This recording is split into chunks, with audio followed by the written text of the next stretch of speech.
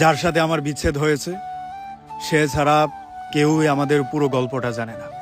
কেউ জানে না কেন আমরা আলাদা হলাম, কেন আর আমরা একসাথে নেই, আমাদের গল্পের পেছনে কি ছিল, আমরা একসাথে কেন থাকতে পারিনি। এই প্রশ্নটা আমরা একে অপরকে ছাড়া আর কেউ করতে পারবো না।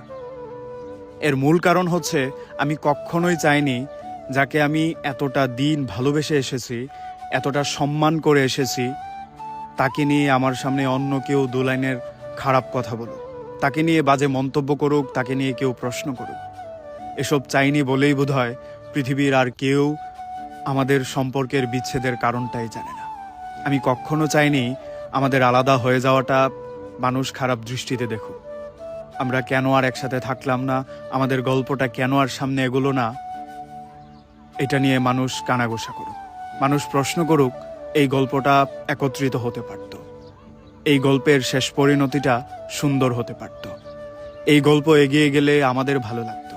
হ্যাঁ, হয়তো আমরা একসাথে থেকে যেতে পারতাম, কিছু কিছু জায়গায় কম্প্রোমাইজ করলে আমাদের গল্পটাও একত্রিত হতো, আমাদের গল্পটা সুন্দর হতো, আমাদের গল্পটা নিয়ে মানুষ প্রশংসা করত।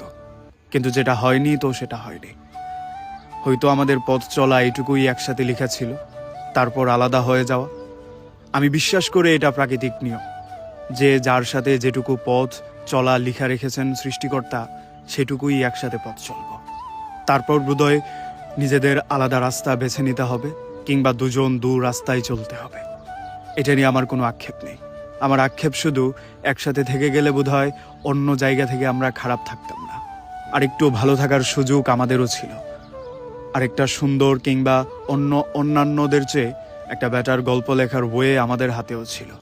কিন্তু দেখো, প্রকৃতির কি লীলা কিংবা আমাদের ভাগ্যের কি খেলা, এই গল্প আর সামনে এগিয়ে নিতে পারিনি, এই গল্প একত্রিত হয়নি। সন্ধ্যায় সূর্য অস্ত যাওয়ার মতো আমাদের গল্পটা হঠাৎ করেই মাঝপথে থেমে গেল, কিংবা আধারে ডুবে গেল। এই প্রশ্ন আমি কাউকেই করতে দেইনি। কেন ডুবে গেল? কেন আর একসাথে রাস্তা হাঁটা হলো না? এই রাস্তা কেন আর একটু লম্বা হলো না? আমাদের একসাথে পথ চলাটা কেন আর দীর্ঘায়িত হলো না? থাক, কিছু প্রশ্নের উত্তর হয় না আমি জানি, কিছু প্রশ্নের জবাব দেওয়াটা কঠিন, সেটাও আমি বিশ্বাস করি। এগুলো মেনে নিয়ে আমরা দুজনের মতো দুজন আলাদা থাকি, ভালো থাকি। এটাই বোধহয় আমাদের ভাগ্যের লিখন।